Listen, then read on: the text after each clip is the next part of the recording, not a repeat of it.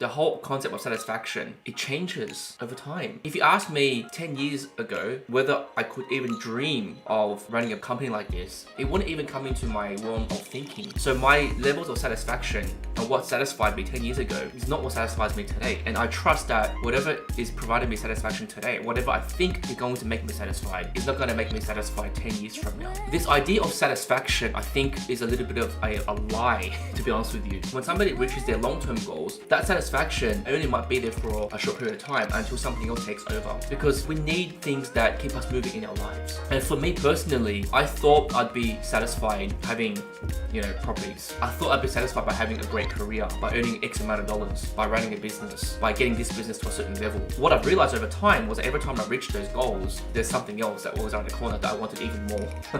And that kind of never stops. I don't think it ever will. So satisfaction to me is not really a thing anymore. I don't really focus on wanting to be satisfied about anything anymore. What I focus on now is just actually enjoying the journey. I think that's a lot more important than hoping that something that's going to come in the future is going to be the answer to how satisfied someone is. I've learned, and this has been a hard lesson personally for me, it actually won't ever come. Being happy in what we've already got, no matter how little or how much you've got, is the most important thing. And enjoying that journey along the way and finding pleasure and joy every day on a daily basis is a lot more important than thinking that something tomorrow or something next week or something 5 years from today is going to give that to you.